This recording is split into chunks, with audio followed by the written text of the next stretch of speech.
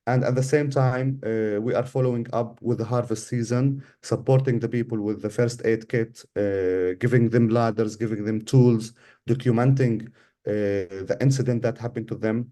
And at the same time, we work with some legal organization to give them legal aid about how to practice in case if there is any attack. What we try to do is to spread peace, even though it sounds crazy in this situation, but still, that's our aim. We will not lose our humanity. We will not lose our goals, even though it's a very tough and horrible situation for Palestinians. But we, as humanitarian aid workers and as YMCA and YWCA, we still committed to peace. We try to spread, the good spirit and to support the people and to keep hope alive for them as much as we can. And thank you for our partners for having us here and keep supporting us. Peter always in touch with us, representing the church and trying to follow up to check up on us and to make sure that we are doing the work as we should. And I think I will stop here and open for question and answers. Thank you very much, Muhanad. Your testimony is moving, it's challenging, and it's important for us to hear it directly from you. So we're grateful for your willingness to share with us today on so many levels. The partnership of the UCC and Disciples with the Joint Advocacy Initiative through Global Ministries is a long one, and we are glad for the opportunity to support your goal for this year of 80,000 trees. Our hope for this week is small compared to the larger goal, but our goal for this week is to support 500 trees. So we encourage our members and our audience to help with that goal and to spread the word as well. We have time now for some questions and answers. I'm going to turn it over to Helen Smith to moderate that. Thank you so much, and just such appreciation for both Matthew and Muhanad for sharing with us, for helping us on actions that we can take, and we have some great questions from the audience. So our first question is for Matthew. Someone is asking about outside of direct corporate stocks, what positions does UCF have in mutual funds that might be military or weapon tech heavy? Yeah, that's a good question. So our portfolio is 99% direct holding of stocks, and so we're to your point, we're able to use our screening policies across all of those positions. We do have some small mutual fund holdings, and in those cases, I know there's a commitment to not invest in weapons. I see another question on like tech as it relates to military. So that one is certainly still being reviewed and trying to dive deeper into that piece, but we do even with the mutual fund holdings that we have, we do have expectations that those funds will uphold some of the values commitments that we have as well. Absolutely. Thank you so much. I also see a question around companies that UCF has divested from. So UCF doesn't release specific lists, but if you go to our economic one-pager, we do have a couple of sources listed there between the United Nations and AFSC, which is American Friends Service Committee. There are both trackers that you can use to figure out which stocks may or may not be complicit. And there are other ways for you to kind of see what might be a good investment based on your own personal theology and morals. And Helen, I see Ali Perry on the call. I just to share also, we are actively engaging with the UCC PIN. Palestine-Israel network on these issues. And so I think that's a kind of a helpful dialogue space for us to work on sharing with any more sort of detail. Mhm. Yeah. And there's also a question for you, Matthew, about UCC pension board investments and whether there's any overlap there or thoughts on how to address kind of that investment, since those two are a little bit separate from my understanding. Yeah. So I think what I can share is that we share with the pension board, we share the same investment team, and so any work that we're doing, while we are separate organizations, work that we're doing does have influence, and vice versa, back and forth. But I know the UCC PIN is also engaging with the pension boards, and so oh yeah, and I see a statement that was made by the pension boards there as well. And it sounds like, Peter, do you have something you wanted to share on that? I just wanted to draw attention to the fact that that the pension boards did respond immediately when the General Synod resolution was adopted in 2015. As they are governed separately from General Synod, as the questioner noted accurately, they did assert that they attempt to respond faithfully in keeping with our historic commitment to social justice. So there also is a contact email in that statement for those who have questions directly to the pension boards. Yeah. Thank you so much, Matthew. And for Muhanad, so a question around with the rise of this settler violence that's happening not only this past year, but in recent years as well. How has this impacted the farmers that you guys are working with directly? Have you seen different needs pop up, or are there other things that are newer responses?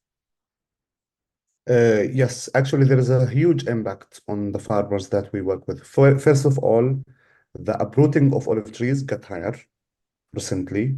So settlers come and burn trees and destroy them and cut them off.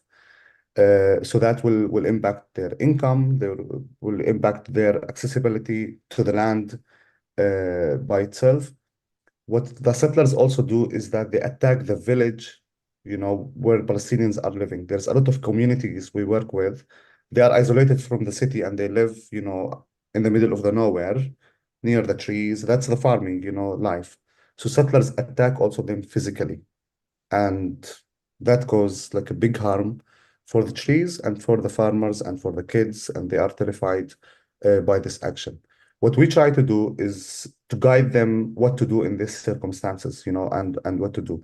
So we send our teams either from my office or the other offices to give them psychological support. So they do group working with them, with the whole family, the kids and the mother and the father, and or like they do just like a group of women or children, and they give them different services how they can face this, stay strong, and not to be afraid anymore, and to give them some treatment. We also get back with these farmers with the new trees. So whenever uprooted trees, whenever it's uprooted, we make sure to give them again and again. And that's succeed in many places, because when the settlers witness, the resistance or like the committed from us and from the farmer to stay in his land, this will kind of stop them of keeping attacking of these lands, because they know we are, insisting to stay in the land. Of course, we document all the incidents. We gather the information, we share it with our partners and on the social media, and we get this into the news so people can know what's really happening with these farmers. But the impact is economic, psychologically, socially. People then they can't just leave the place and go. But there is something about Palestinian. They like they stay in the land. They can handle this, even though if they lose a lot, but they're still, attached to the land and they are strong facing this. Sometimes we learn from them, and sometimes we have to support them. So we sometimes learn also from this strength that they have. Thank you. And a question around I know most of us in the US probably aren't really familiar with olive trees. Could you talk a little bit about like the life cycle? How long is like the average olive tree around? Where do you like what kind of nursery do you get it from? How often does it bear fruit? Just some of the things that we may not know that y'all have gleaned over the years. Yeah, so the olive tree was mentioned in the Bible, was mentioned in the Quran, many times. So religiously, it's a very important tree for people in the Holy Land. And culturally, also, it's very important because, as I said, the whole family gather, around the tree in the harvest in many occasions. Uh, so it's something we inherit from older people. When we buy the olive tree, we buy it about 2 years from nurseries, most of the time in the north of the West Bank because the atmosphere there is good to grow olive trees. Then we bring it to the YMCA of Bethlehem. Then from there, we start to distribute it for people. When we distribute the tree, we give a plastic tube so we can protect it. And we also give a stick, and then we give it to the farmer so they can plant it when it's 2 years. We bring it 2 years because the roots of it will be very soft, so it can adapt to the land quickly. If we get it bigger than 2 years, then most of it probably will not live because there is no water to water it, in area C where we work. So we make sure it's a very new, sapling or a small one, young one, so it can go through and adapt with the land, quickly. So olive trees in general is a source, like main source of income for a lot of Palestinians. They press the oil and they sell the oil for people and they send it abroad. Also, the olive wood, it's a very good source of income for a lot of Palestinians. There is a lot of tourists come to the Holy Land, and there's a lot of shops in Bethlehem, and there's a lot of family depend on the wood factories or business where they can do, small shapes and just sell it for the tourists. And since October 7 until today, we didn't have any tourists. So the hotels and the olive wood factories are closed and all the other shops. So a lot of people got affected by this. But the view in my head about the olive tree is that, like our resistance most of the time got to be, like among the olive trees, like in the villages, in the small areas where we throw stones, where the Israelis shoot at us. A lot of blood, went under the olive trees. So a lot of photos, for us, for the people who are being shot or injured or tortured. There is a tree and there's a Palestinian down there, bleeding or injured or shouting. Because in each corner in Palestine, there is an olive tree. So I see this tree as a witness, of our struggle.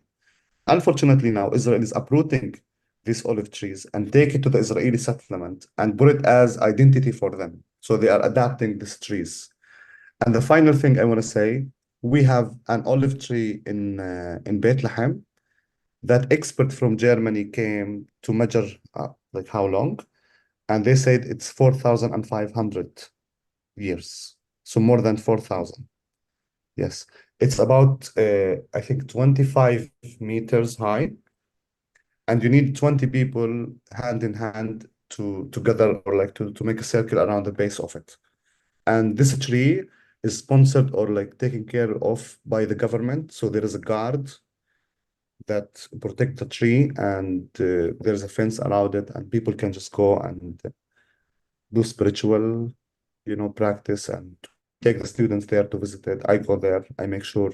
We also give some money to the guard to make sure that he's taking care of it, and this tree is very important for us. So good 1,500, 2,000 years, like that's what's the normal, trees in our fields, 2,000. We call them Roman. It's from the Roman time or the Turkish time. That is 1,400. incredible. Thank you so Yeah. much. Welcome. Such incredible knowledge and such almost incomprehensible for those of us in the US that are not indigenous to this space and have not gotten to bear witness to anything that incredible or sentimental or so resiliently and beautifully cared for as the Palestinian people have done for the olive trees. Yeah. We've got a question that someone thinks is probably for Peter, but we'll find out who answers this one. There's a question about the UCC / Global Ministries circulating information about, I can answer this, about how churches and individuals can support a tree to contribute to the 500. So if you are signed up for Global Ministries or UCC's Justice and Peace Action Network emails, then you will have gotten an email every single day this week about how you can donate. Becca has also put the link in the chat just now. One tree is $20. We would love to get to 500 trees, but as Muhanad has just told us, the goal is much higher. So feel free to just kind of do as many as possible. If anybody wants to do church matching or any other kind of fun ideas to ensure that there are more trees and more resistance done, then that's fantastic. And special note, because obviously there's all of the logistics of banking and all of the stuff that goes into that when you're dealing with donations for country to country things. When you go to the donation page, if you'll just type into the special designation box, Keep Hope Alive, that ensures that it goes to donating these trees and to make sure that we are really supporting our partners in every way that we can. And again, a tree is $20 and our goal is 500 trees. Helen, yeah, Yes. if you just let me explain why it's important Yeah. these days, especially to donate olive trees. So the people in the West Bank, the farmers, are really like facing a very hard time, not security, no income. The situation around them is very hard. A lot of families lost their homes and a lot of families lost their cars and, lost many things around, their life. A lot of their kids or children or cousins got arrested. So the people that we work with really feels that they lived alone from this world. And I'm telling you, we also have the same feeling. Like we are stuck in this place and there is like this occupation machine just keep pushing us and putting us under the pressure, uprooting our trees, killing our children, put 600 checkpoints, so whenever you wanna move in the West Bank, you are, checked by Israeli checkpoint. There is cameras everywhere. There is fences everywhere. There is wall everywhere. So people are really tired. And what we try to do is to keep hope alive for them. So giving the tree for these farmers will just lift up, the feeling of this farmer. Yani it's important to plant. It's important to offer income. It's importantly, like the project that goes. But for me, there is a very important reason that these people will not feel that they are left alone in this crazy situation. And I know that there is many people outside, like you and many other people, they would love to do something, but they don't know how to do it as a person or as an individual.